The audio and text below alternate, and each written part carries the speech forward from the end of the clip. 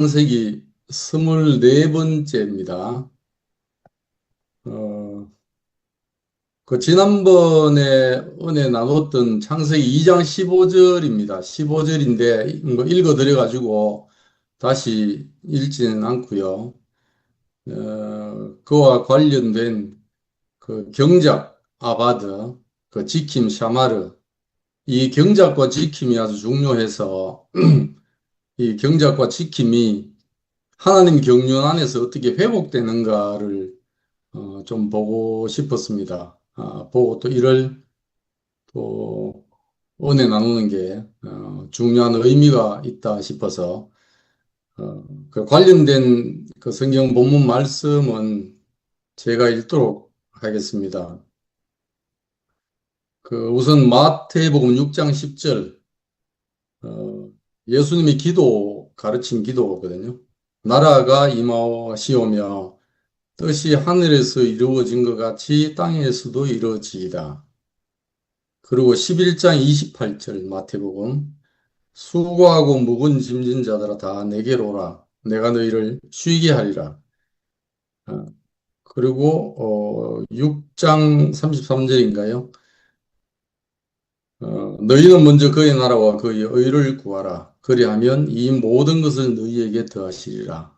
이렇게 보겠습니다.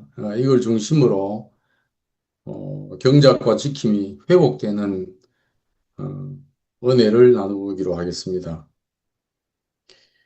익히 우리가 다 나눈 바대로 그 창조와 구원은 전적인 하나님 뜻입니다. 예, 우리로 시작된 게 아니고요. 그래서 하나님의 뜻은 그 하나님의 경륜의 핵심입니다. 그리고 그 내용은 그의 나라와 그의 의입니다. 그래서 하나님의 비밀은 드러날 때 우리가 누릴 수 있잖아요. 그래서 그 완전한 형상이신 그리스도로 드러났습니다. 그리고 그 그리스도의 비밀은 또 그의 몸인 교회로 드러나서 우리가 누리게 됩니다. 그래서 사람이 그 자기 뜻보다 그 먼저 있는 하나님의 뜻을 알고 그의 나타나심인 그리스도 인격 그리고 그의 몸인 교회를 아는 게 영생의 삶이라고 할 수 있습니다.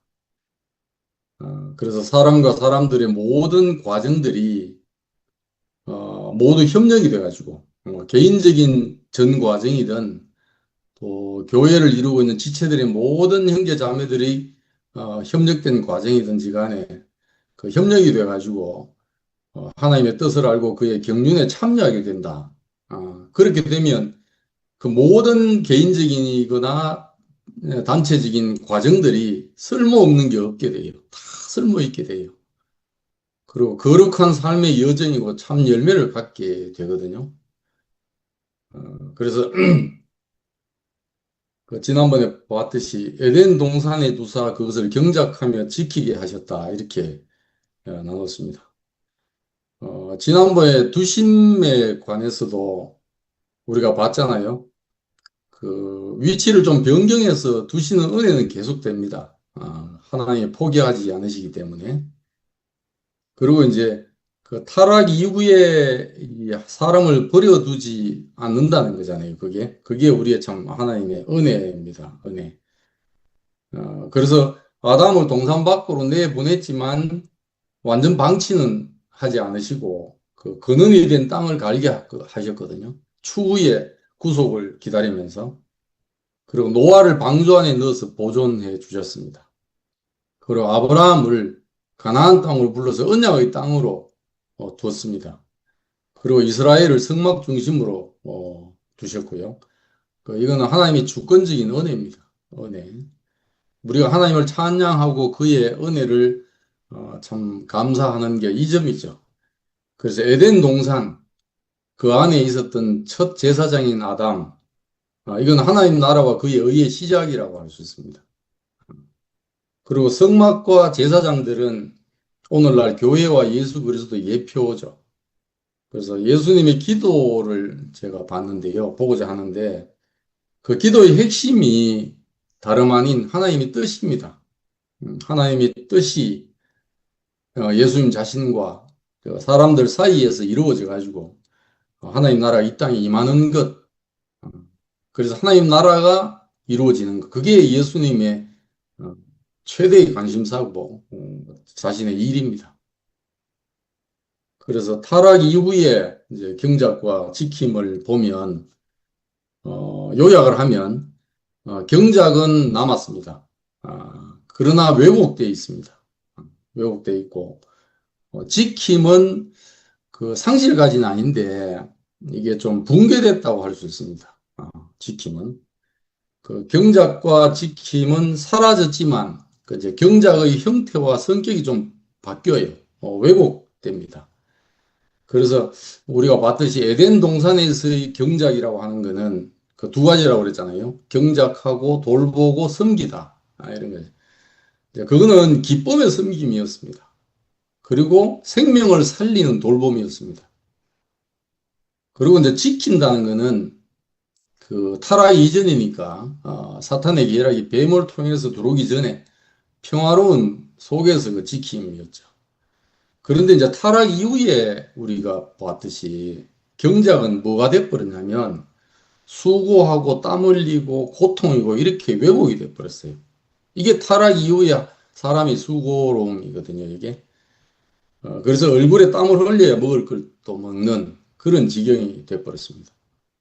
그리고 지킴에 관해서 보면 아담은 그 사탄 뱀이 침입을 해가지고 안식이 파괴돼 버렸잖아요. 안식은 하나님의 안식에 동참하는 거거든요.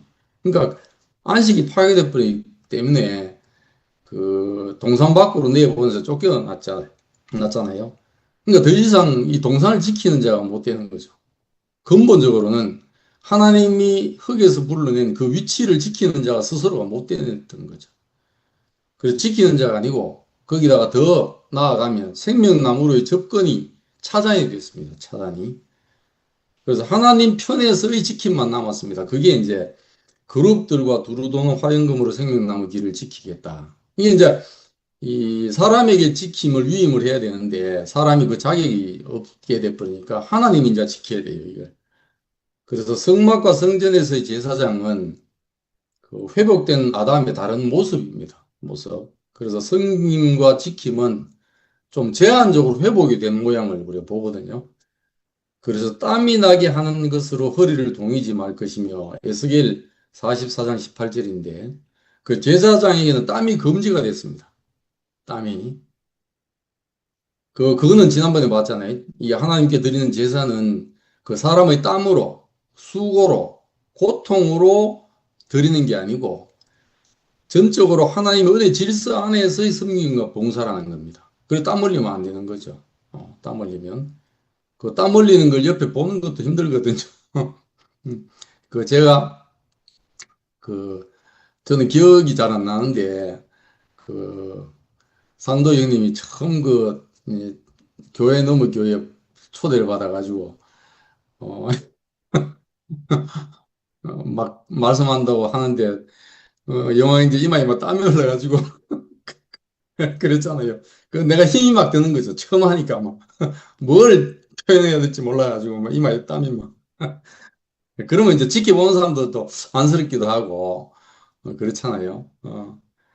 우리 그 뭐 노래 오디션에 나와서 이게 노래하는 것도 보면 땀도 안 흘리고 아주 그냥 무대를 그냥 자연스럽게 이렇게 리드하고 하는 사람들 가수 보면 우리도 즐겁잖아요. 보면.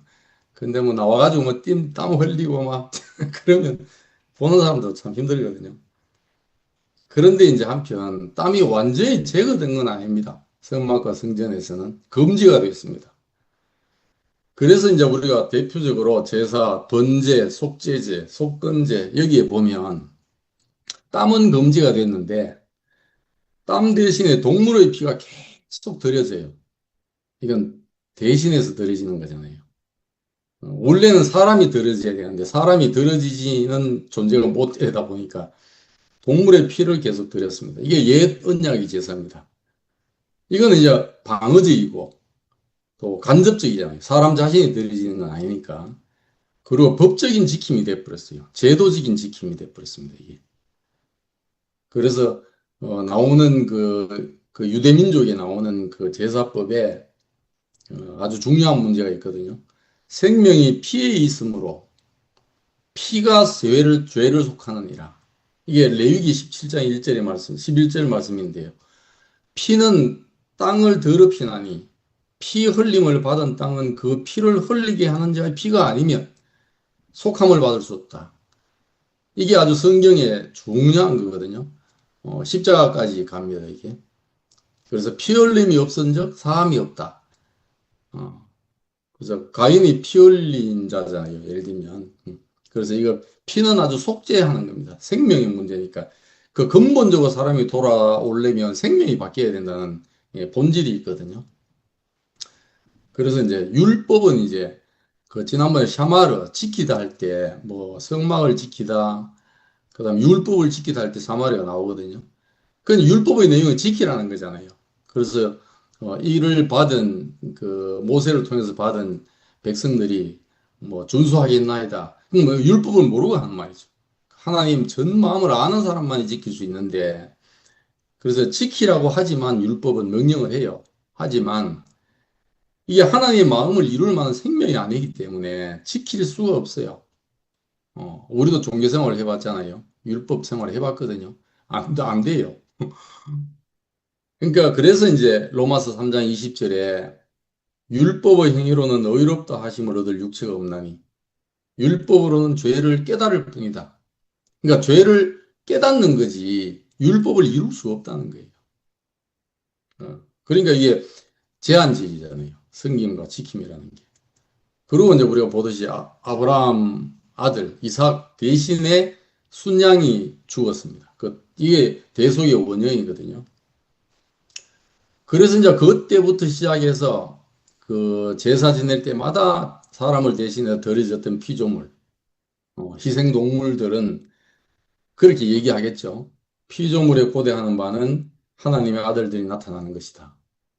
사람이 드려져야 되는데 애꿎게 자기들이 자꾸 드려진다는 거예요, 이게.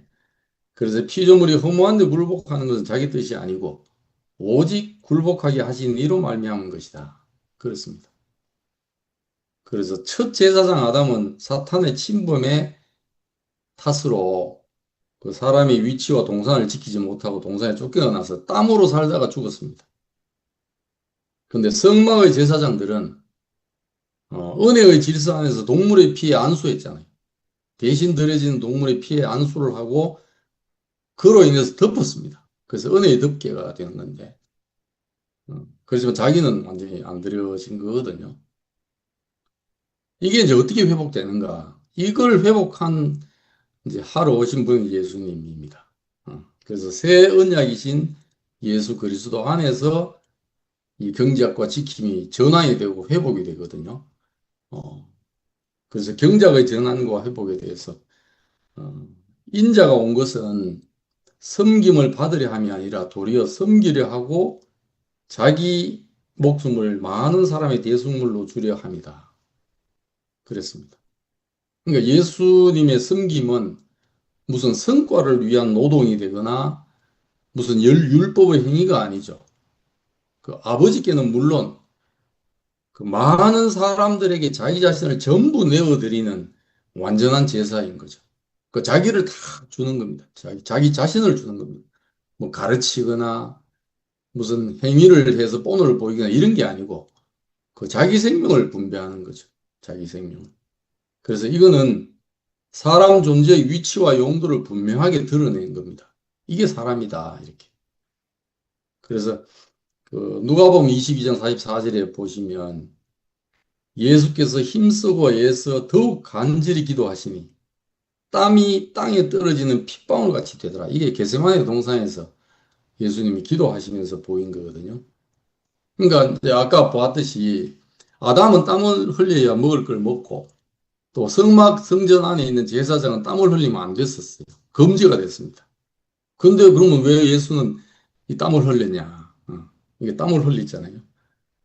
이게 이제 대제사장이신 그 예수 그리스도께서 겟세마네 이 기름 짜는 틀이잖아요. 기름 짜는 곳 겟세마네 뜻이 거기서 제사장들에게 금지된 땀을 핏방울 같이 흘리심으로 그 압박과 고뇌 속에서 자기가 부인된 겁니다.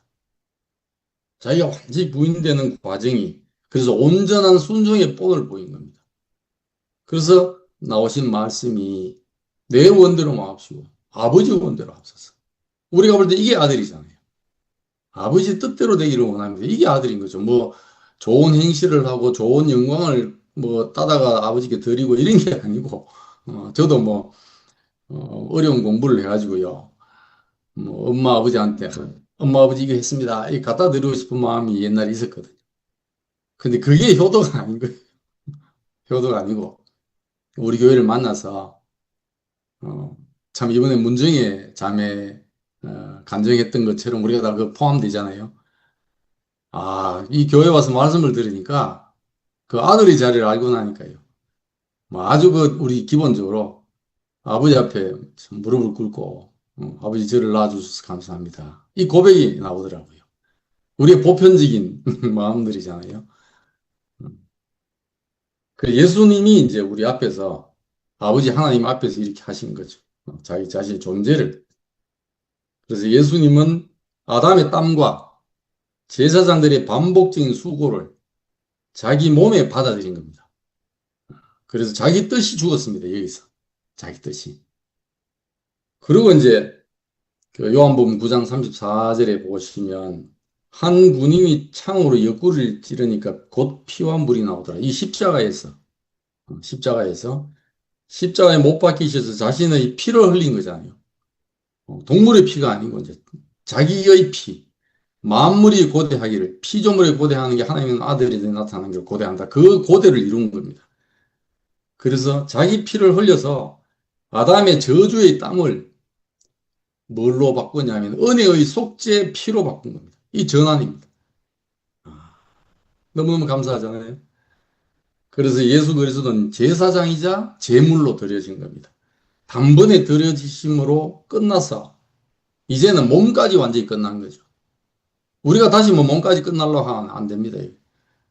우리 몸을 주신 거는 바울이 고백한 것처럼 내가 내 육체로 살아도 내 육체 안에 자기 뜻이 끝나고 자기 몸이 끝나신, 그래서 하나님과 완전한 화목을 이루신 이분이 내 안에 살도록 내가 주어진 형상으로 있기 때문에 뭐 다시 뭐 우리가 신앙생활 할 때 뭐 할 수도 없으면서도 그리워했던 뭐 십자가 형틀에 뭐 이렇게 신용을 낸다든지 저도 그런 거 해봤거든요. 뭐 필리핀인가 어디는 직접 이렇게 못 박히는 사람도 있었대. 십자가에. 그 예수를 잘 몰라가지고 예수의 뜻을 모르고 그냥 모양만 해보려고 신용을 해본 거죠. 이 생명은 모방을 할 수가 없습니다. 그래서 피 흘림이 없은즉 사함이 없다는 히브리서 9장 22절 나온 말씀이 레마가 되게끔 예수님이 이루신 겁니다. 그래서 자기를 비워 종의 형체를 취해서 사람들과 같이 되신 거죠. 그래서 그는 하나님 앞에 있는 기쁨을 위해서 십자가를 참았다. 부끄러움을 개의치 아니었다. 그래서 끝까지 양들을 위하여 자기의 자신의 목숨을 내놓으셨습니다. 이게 완전한 섬김이고 또 사람의 근원인 흙을 경작하는 것이고 그 사람들을 돌보는 것이죠. 이게. 그래서 요한복음 19장 30절에 다 이루었다. 그 사람의 자리를 다 이룬 거죠. 뭐 예수님이 별도로 자기 뜻이 뭐 이루어진 게 아니고요. 하나님이 원하시는 피조물이 고대하는 그 참사람, 그 참사람의 본이 예수 안에서 드러난 겁니다. 이 완전한 구속주가 되신 겁니다. 구속을 완성한 겁니다. 그래서 보라, 세상 죄를 지고 하나님 어디를 양이로다. 이거죠. 그러면 지킴이 회복되는 걸 보면 그 요한복음 15장 10절에 보시면 내가 아버지의 계명을 지켜 그의 사랑 안에 거하는 것 같이 이것은 행위 이전에 율법이나 뭐 선한 행위나 이전에 아버지 하나님의 생명과 사랑 안에 거했다는 말씀입니다. 그는 단 한 번도 아버지 임재에서 벗어난 적이 없어요. 그 예수님은 이미 우리가 보잖아요. 사역 공생에 시작하시기 전에 우리가 다 알다시피 광야에서 사탄의 시험을 통과하면서 전적으로 하나님을 섬기고 사람의 자리를 전혀 부끄러워하지 아니하시고 당당하게 선포했습니다. 그래서 주 너희 하나님께 경배하고 남은 것을 섬기라. 이 예수님 자신이거든요. 그리고 주 너희 하나님을 시험하지 마라. 이게 예수님 안에서 드러난 인생의 운명입니다, 이게. 그 십자가에서도 끝까지 아버지 안에 거했잖아요. 끝까지. 그래서 피조물 의자를 견고히 확보했습니다. 그래서 아버지여, 내 영혼을 아버지는 부탁합니다. 부탁합니다. 그래서 예수 그리스도 안에서는 섬김과 지킴이 충돌되지 않고 완전히 일치해요. 일치. 그래서 오늘 이 말씀을 준비하면서 월요일 날 순태 의원님 그 주목모임 말씀도 듣고 간증들을 쭉 들었거든요. 오늘 어디 갔다 오면서 쭉 전체를 다 들었는데 오늘 제가 이렇게 은혜 나눌까 일맥상통하더라고요. 그래서 같이 이렇게 생각하시면서 들으시면 어리스도다 갈라디아 사람들아, 예수 그리스도께서 십자가에 못 박히신 것이 너희 눈앞에 밝히 보이거늘 누가 너를 깨닫냐 이런 누가 너를 깨닫냐. 하여튼 제게는 이보다 명백한 게 저는 없습니다. 이보다 어떤 누구에게도 이보다 명백한 걸 난 전 본 적이 없습니다. 그 사람은 이랬다 저랬다 할 수 있기 때문에 헷갈리지만 이 한 분의 위치 보이신 이 위치는 어제나 오늘이나 영원토록 동일하십니다. 영원토록. 우리가 한번 생각 한번 해보세요. 그 식물 한 폭이라도요, 그 한 지점의 장면만으로 그 전부를 헤아리거나 설명하거나 표현할 수 없어요. 표현할 수 없습니다. 그래서 그이 예수 그리스도는 전인격을 통해서 그의 나심과 사심과 고난받으심과 그리고 십자가에서 이 모든 인생의 정위치를 드러내신 그리고 끝나신 이걸 전체적으로 다 봐야 그분을 알 수 있습니다. 정확하게. 그러니까 뭐 식물 한 폭이라도 한 지점만 딱 떼가지고 식물 이해할 수 없는데 하물며 모든 선지자들의 종결이고 하나님의 비밀이신 예수 그리스도 인격은 어떠하겠습니까? 그래서 그 교회 안에서 그 회복을 보면 이제 성령 안에서 회복되는 거거든요. 성령 안에서. 우리가 이제 이미 맛본 그 예수 안에서 경작과 지킴이 있었습니다. 우리 안에서. 그 요한복음 15장 4절 5절에 보시면 내 안에 거하라. 사람이 열매를 많이 맺나니. 이게 지난번에 거함이라고 그랬거든요. 매노. 이걸 포도나무 가지와 그 가지처럼 생명으로 비유를 말씀하셨습니다. 이거는요, 뭐 며칠 동안만 머물러 보라 이런 말이 아닌 거죠. 생명이 뭐 며칠 동안 붙어 있고 이런 게 아니잖아요. 그러니까 떠나지 말고 연결된 채로 숨 쉬듯이 머물러 보라 이런 말입니다. 그러니까 열매 만들려고 안 하잖아요, 가지가. 그냥 붙어 있는 거죠. 붙어 있으면 그냥 저 뿌리에서부터 공급이 되거든요. 그래서 예수님 말 생명이 흐르는 자리에 머물고 있으면 된다는 겁니다. 그러면 어떻게 하냐?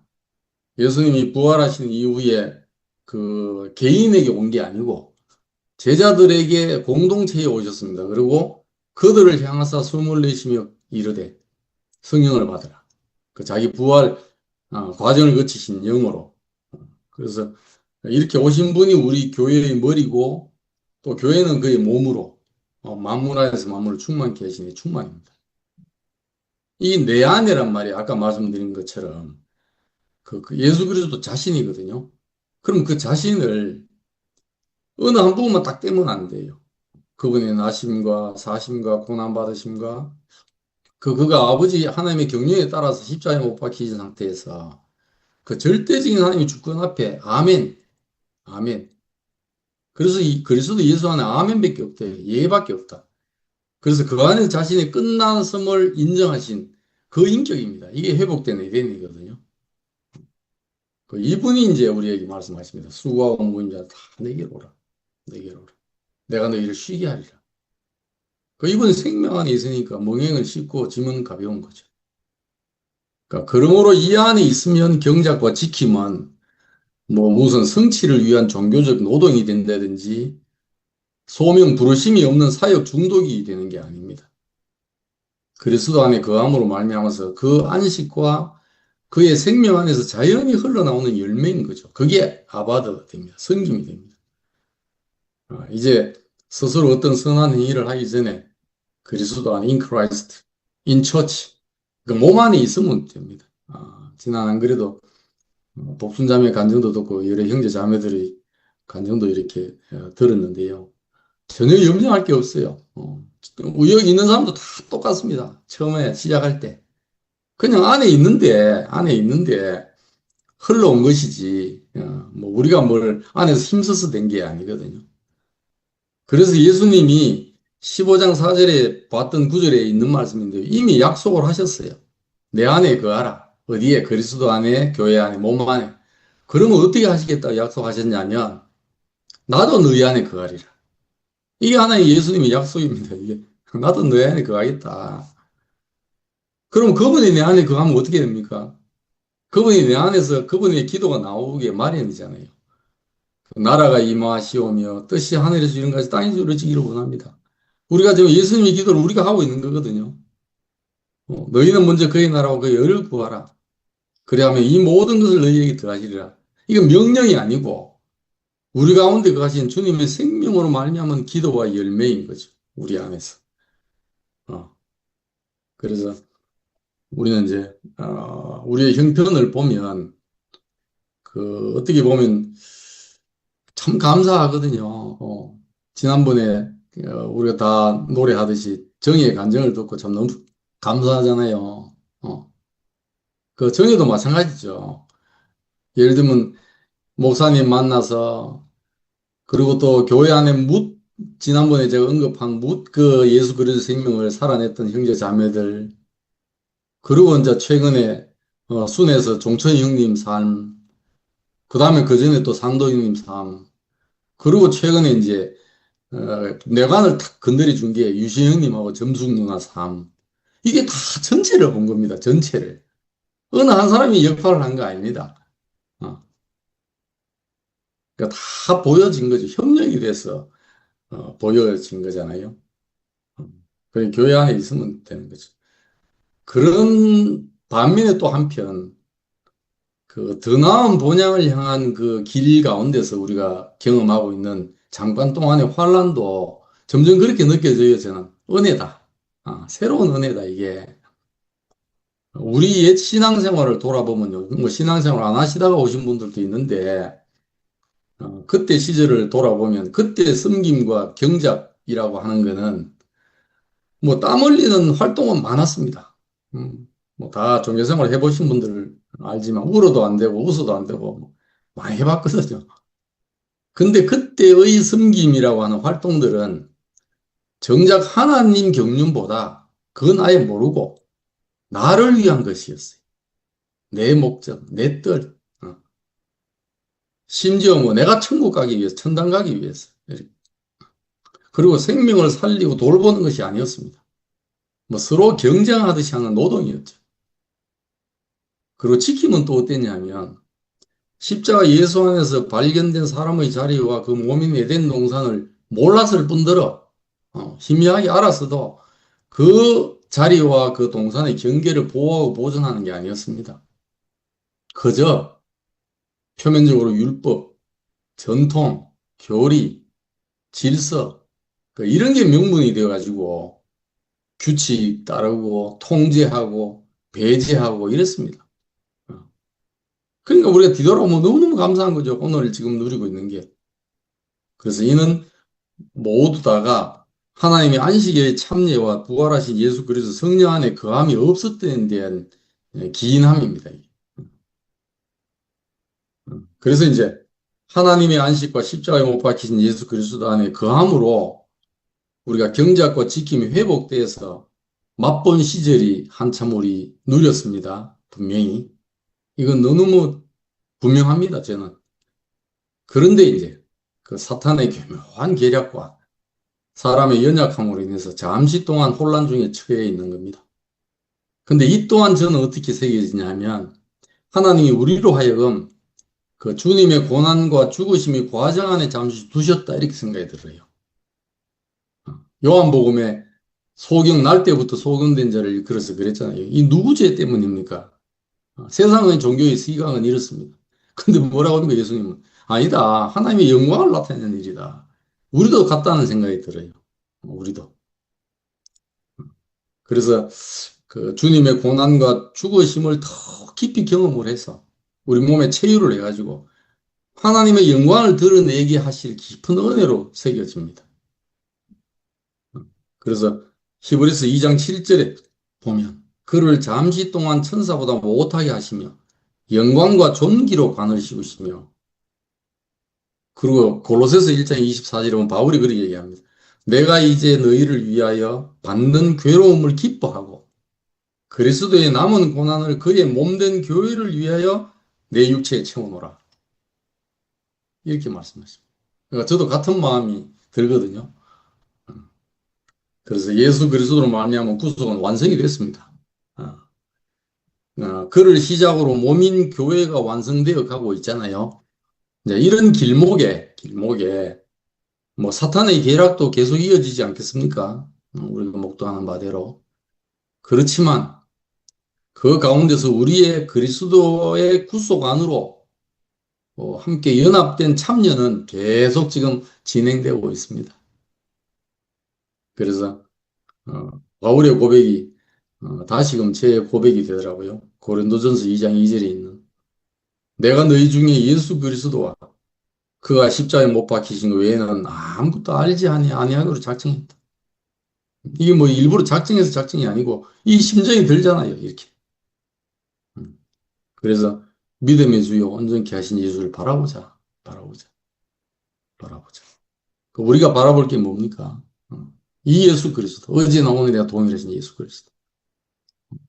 월요일 순모임에서 지체들의 간증을 듣는데요. 그 구분되어 있는 게 너무 진짜 감사하더라고요. 어. 우리가 지키는데 사람이나 사람의 업적이나 또 그 업적이 교류가 되거나 아니면 뭐 물질이나 이걸 지키고자 하면 정말 하나님의 경륜과 달라진 거잖아요.